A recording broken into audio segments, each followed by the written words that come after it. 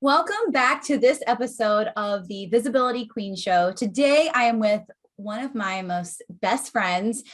She is my 5:30 a.m. accountability partner every day at 5:30 a.m. You can expect me to be on a Zoom with her. So I want to welcome an amazing woman, an amazing coach, an amazing social media strategist, an amazing sales expert, the one and only Megan Flanagan. Hello. Thank you for having me on at 2:30 in the afternoon, because at 5:30, I don't think, we know we look good, but at 5:30, this is not what we look like. This is true. This is true. So tell my audience a little bit about who Megan Flanagan is. So currently, I have a social media agency, if you will, it's very small, person-wise, team-wise, and that has been in business for 6 years now. We had our 6th anniversary in May, so quite proud of that milestone. And about 3 years ago, I also started coaching female entrepreneurs in business, sales, and mindset. And that came through just an evolution of kind of starting to coach and mentor people with what my strengths were. And as you know, really sales is the leader in those 3 things that I love to coach female entrepreneurs on. So prior to that, I was at QVC for 11 years. And I was a buyer and a planner, and we bought product that sold on TV shopping. And if you don't know QVC, last I checked, it was a $13 billion company. They have 7 or 8 QVCs all over the world. I only bought for the US, but my last department I was in multiple departments, which served me well. My last department was electronics and tech. So at the tail end of my time at QVC, I got really into the internet and tech, and I always knew I was ahead of my friends with technology, like all growing up. I was like the first person to have a CD player in my car, and everyone's like, "You're crazy." I'm like, "No, this is great. I can listen to CDs on my hour drive to school every day." That's like, right. It was just, and everybody thought I was crazy. So, but what that did is it started to propel me into the social media world. So each thing I did, kind of like layer upon layer, brick upon brick, kind of paved the way for me to be where I am. Real quickly, prior to being at QVC, I lived and worked all over the world. So after I graduated college, I left my hometown. I went to London, New York, Hawaii, and Northern California, like the San Francisco Bay Area, prior to moving home and then working at QVC. And I know why that's important is because I got exposed at a young age to a lot of different cultures. The way countries operate, the way cities operate, the way people operate in different parts of the country, how they communicate with each other, how they don't communicate with each other. And that was like an amazing kind of tool, like toolbox to gather for myself. Again, as I launched into social media, start my own company and coach people. Because you come with a breadth of knowledge from, like I said, so many different cultures. I love that. I love that. And you probably learned so much, like living in all those different areas. And they're all good places, by the way. None of them are bad places. Right. Everyone's like, why did you purposely pick expensive places? I'm like, I don't know that I picked places that I was like, oh, that would be really cool to live with. And oh, by the way, it's like one of the most expensive places in the world, but it also helped me figure things out and problem solve, which is one of my strengths as well. So, all these things kind of like, as you get older, you can start to weave all these threads and kind of see what you've done with your life and how everything has affected everything else. Absolutely. Absolutely. So you were at QVC, and then how did you go from QVC to getting into social media? So I was laid off from my corporate job. And that was, I didn't talk about that for like a year. That was devastating for me because my whole identity was wrapped up in my job there. Everybody always wanted to know what celebrity was coming in the building, what celebrity was I meeting that week. It was everything to me. And so when I first lost my job, it was it was devastating. And I remember, I knew I had to do something. And I remember kind of trying to weave my way around different things, finding out information. What could I do? I knew I didn't want to go back into corporate America. And at the time, I started following Gary Vaynerchuk, and he put, turn the volume down if you have kids in the car. He put out a video called Make Monday Morning Your Bitch. Mhm. And it was like February something, like probably now 6 or 7 years ago. And it literally got me up off the couch. And I was like, what am I doing? Like, I wasted like 3 weeks of my life. And that's nothing. But at the time, it was everything for me. And it really propelled me into action to figure out what I was going to do. And side note, I ended up meeting him, telling him that story, and he shouted me out on his podcast. So it's crazy again how things all tie together. Yeah. But it just really propelled me into get focused. You're smart. I had a coach at the time who was a friend who has a coaching agency, and now I'm a coach in her coaching agency. Mhm. She coached me through Strength Finders that I had done, that Gallup Strength Finders 2 years prior. She made me pull out my strengths again, and she said, read them to me. Like, these are your core DNA. You cannot argue with them. Now, what do you want to do? Like, what do you want to do? And I'm like, I want my own business. And then I figured it out from there. And, that's how it transpired. I mean, that was just the beginning of it. But it's been a phenomenal ride, even with the ups and downs and the losing the clients and the growing and everything. It's been everything I wanted and more. I love that. And I love you telling that story, because for everybody watching and listening, like, I go to Megan for mindset help. I go to Megan for money blocks, but we have to realize that the reason she's good at that is because she's been through the ish, right? You've been through it. You've overcame that. Not to say you're not going to go through anything again. We all do. We have ups and downs, but it's refreshing. Not that sounds, I'm not trying to make that sound bad, but it's refreshing that you've been through the ish too. Mm-hmm. And I don't think there's anybody who hasn't. And this past weekend, I was talking to some friends, and we kind of had this conversation. We're like, everybody's house is the same. The same thing is going on in everybody's house. Mm-hmm. Some people are just better at not talking about it or talking about it and sharing it. Yeah. So I think it's the same for our businesses. And there is not one person out there, not Russell Brunson, not Gary Vaynerchuk, not Tony Robbins. Nobody has it all together. It's just how they're marketing themselves. Thank God. Right? It feels good. It's just like, how do you manage the ups and downs? It's like, one of my goals in the next few years is to go surfing, but it's like surfing. You ride some good waves, you ride some bad waves. Yeah. It's just, are you going to get up and go do it again? That's all it is. Exactly. That's the big fat secret. So from social media, you support a lot of people with sales, and you also support a lot of people with mentoring and coaching. So how did you get from here, I'm doing social media, but now I'm going to add, other streams of revenue, basically? Mm-hmm.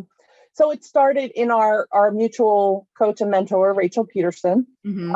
I was one of the people that started in her Social Media United group, and I was giving a lot of value. I found that everything I had learned from corporate was really applicable to what I was doing in social media, and I was sharing. Right. And if people asked a question, I would share it, just thinking, oh, everybody knows this. And what I didn't realize is that Rachel was watching me and listening, and she called me and she's like, I would like you to be the coach. And I'm like, yeah, I'm not a coach.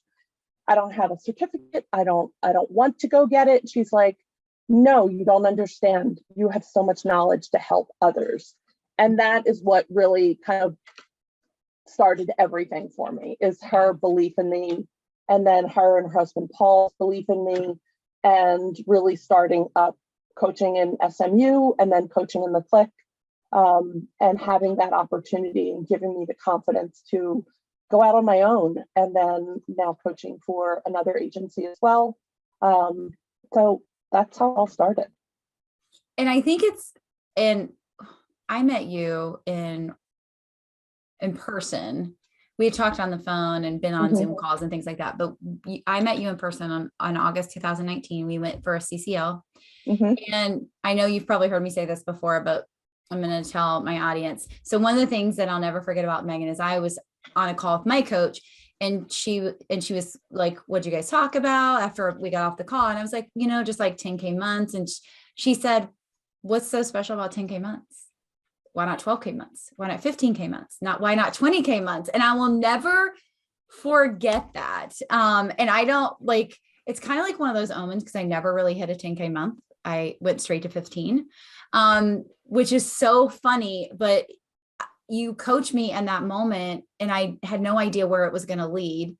But it was so true. It was so good. It was like this, almost like this law of attraction that happened when you said that, because literally a year later, that's what happened. A year and a month later, I was making 15K months. A lot of that happens. I mean, as you know, every morning, but, just in general conversation, like it frustrated me that, I didn't have people when I was younger to tell me, you can go do this. Like, I always wanted a store at the shore, like a retail store.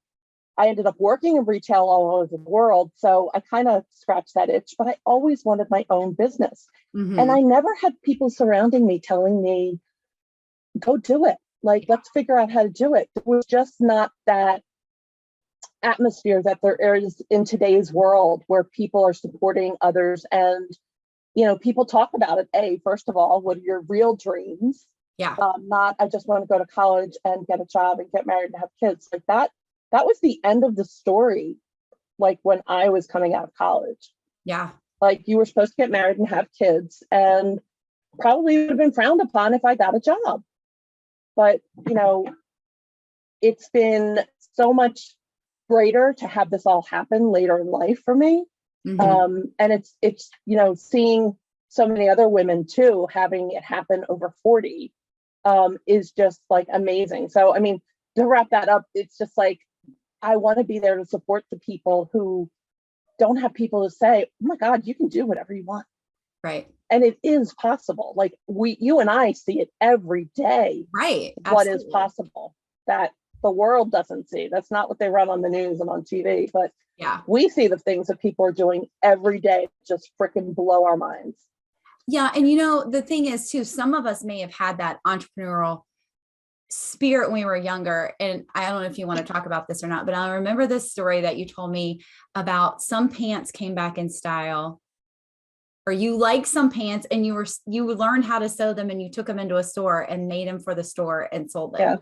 Yeah. But what I'm saying, and you can tell that story if you want, but like we have that spirit, but life kicks us down. Life says things aren't possible. Life says you have to, and people says you have to do it this way. You have to do it that way. And so we feel like there's not all these paths. Right. And I'm so glad that that's not the case. It is the way it is now with my kids. But like when we were younger, it was one way and that was it. Yeah. And, good, better, and different. It's like, again, I talk to, some of my friends all the time about it. We don't realize that our parents' generation, like my parents' generation, were either raised from parents who were in the Depression, or their grandparents who actually probably lived with them were raised in the Depression. So we're breaking so much generational mindset issues coming out of this. Like, this is, I think, like, people can look around our world and probably just rip it apart and say how bad it is.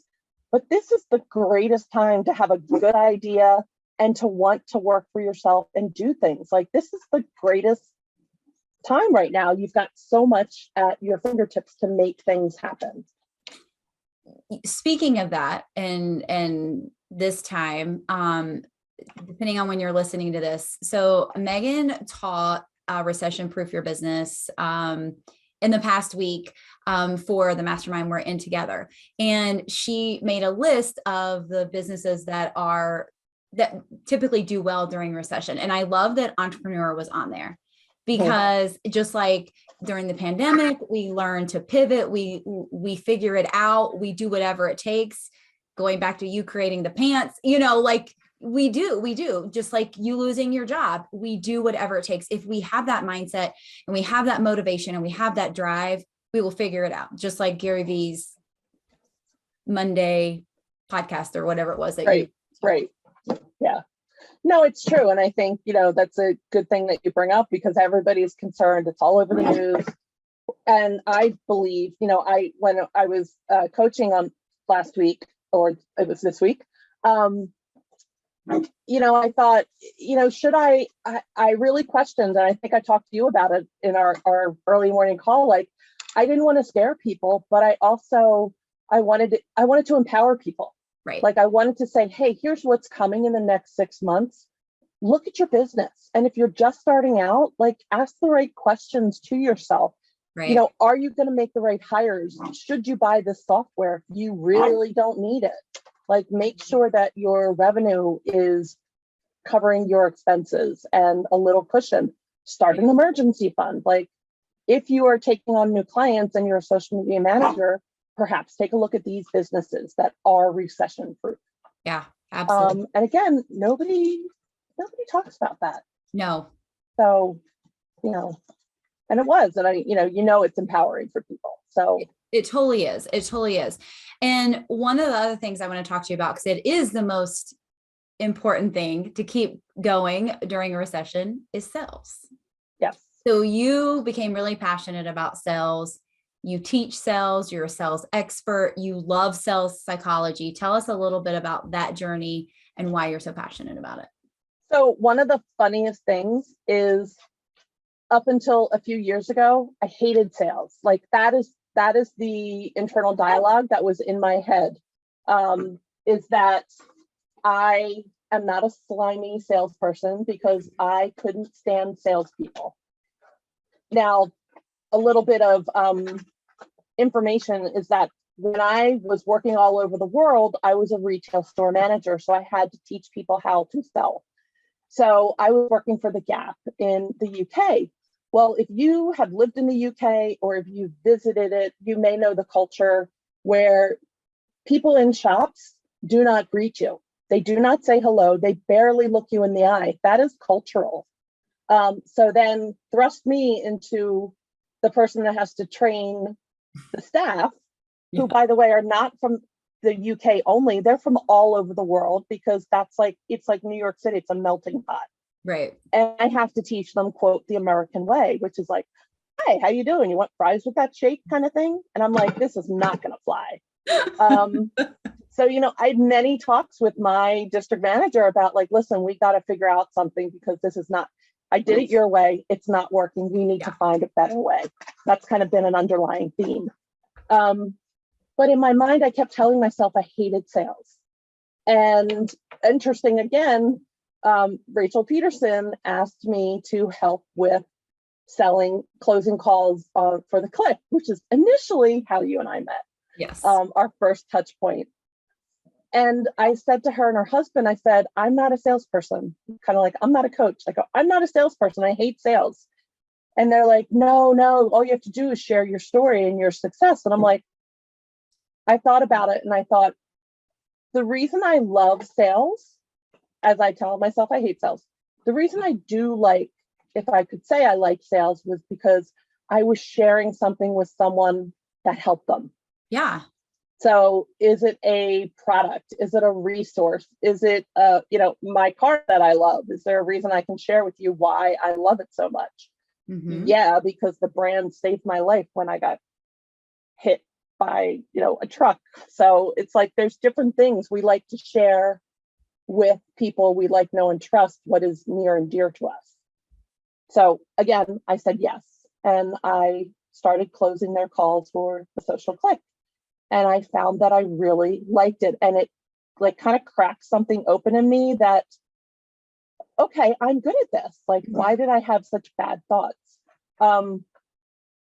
Fast forward, Rachel referred me to one of her friends who's a female entrepreneur, 6-7 figures. Rachel did a launch for her and blew up her sales calls. So she had to book like I don't know, 100 to 200 calls in a short window of time. They called me in. I knew this woman. I knew what she stood for. And I'm like, I like, know, and trust her. I feel comfortable selling what she's putting out there. Yeah. And very quickly, I had back-to-back calls, like 5 days in a row. And I learned very quickly after the first day how to really tighten up my process. What ended up coming out of that was my 6-step framework, which I now teach all the time, with how to close discovery calls. And it's a framework. I hate scripts. I think when people have sales scripts, you can tell right away. And to me, that's the most unauthentic thing you can do as a salesperson or a person pitching their services. Right. And I will tell you, especially going into a recession, the way you will stand out is being yourself. Yeah. So I came up with this framework, and I've been teaching people that now for over 3 years. So that is how I got into, that's part of it. That's the condensed version. And it's so good. Yeah. You've taught my inner circle, you've taught the click, you taught it at QueenCon too, right? And virtual summits we've had. So, and I think it just gets better, because I know it gets, you do a little tweaking each time and it just keeps getting better. So so 2022 version. There's actually, there's a new version coming out, and we're going to full like explode it. Like, it's going to be a course. There's going to be a course that's available for everybody. And then a more in-depth with what you talked about, like the psychology behind it, because I've totally, in the past 2 years, really geeked out on the psychology of selling and the buying. And one thing that's crazy is people can use it to be unethical, but kind of like when I'm teaching the framework, I teach like tips and tricks. And I say, I'm teaching this because you're an ethical marketer, and I expect you to be ethical with these tools you're learning. So that's all I can hope for, is when you teach people how to sell, that they have the best intentions. Absolutely. Absolutely. So what would you say is so I want to ask you 2 questions. What is your best tip for a brand new entrepreneur that might be listening to this podcast? Brand new entrepreneur, my best tip. Overall. You're going to laugh when I say it. Get visible. Oh, yes. Thank you. And I'm not saying it. I mean, I am saying it because I know you, but didn't pay her to say that. Didn't type it. But it is true in this right now. If you are not comfortable and you are a brand new entrepreneur, you've got to get visible to break through the noise. I came with a quote like Rolodex of 25 to 30 years of working, which is why it's not as front of mind or top of mind to get visible. Although I know in my small circles, I'm very visible. Yeah. I love that. So, perfect answer. I know. You're making my day. You're speaking my love language. Okay. It's true, though. So. Yeah. So my next question is, what is your best sales tip for any business owner? Connection. Yes. It's not, when you sell to somebody, you are providing a service and you are helping them, and they are getting something from you. You're giving something to them. And when you connect with another human being, like, you make that connection. And then I teach this in the framework too. Like, you can connect for a minute in time or your whole lifetime. And if you forward facing are all about connection, you cannot lose. And people will always come back to you because they trust you. Yeah. And that has been my experience for over 50 years. So yes, I said 5-0. No, that's so good. That's so good. Yep. Okay. So for my audience, you have a freebie that you are going to share with them, and we're going to put the link in the show notes. Do you want to tell us a little bit about that? Yeah, it is my breakthrough sales bundle. So this does include the 6-step framework for closing discovery calls. It includes a little, like I would call cliff notes or cheat sheets on Dr. Cialdini's influence book. That is a great resource to read about influence, persuasion, just kind of the psychology of selling. And if you are any kind of entrepreneur you're at some point in time going to have to sell your services. And then the third piece is it's, I believe, 50 questions to ask to formulate your ideal client avatar, because you can't speak to somebody if you don't know who they are. And you might come out, a new entrepreneur might be like, well, I want to sell to everybody. It does not work that way. You pick your one person, give him or her a name, and talk to them. And the speed to revenue will come that much quicker. I love that. So good. So good. So make sure you check out that link. And then where can my audience connect with you on social media if they want to connect with you? I am at 609media.com. Most of my handles are Megan609. And then I also have a Facebook page called Mindset and Momentum, and that is for the female coaching. So we'll drop the link to that too. Yep. Any last words that you want to leave my audience before we go? No, I just think that I would say what I said on Monday to our group. Take a look at your businesses. Make sure you're looking at them with a new lens in the next 6 months, recession proof. Make sure you know how to sell and connect with people, because that is going to keep you in business for years to come. So I love that. So good. Thank you so much, Megan. I'm just going to say this and put this out there. This will not be Megan's last visit to the Visibility Queen Show. We will have her on again. So make sure you connect with her, ask any questions, or if you want her to come back and speak on something more in depth, let us know too. And we'll make sure to have her back soon. Thank you, Megan. I appreciate you. Thank you so much for having me.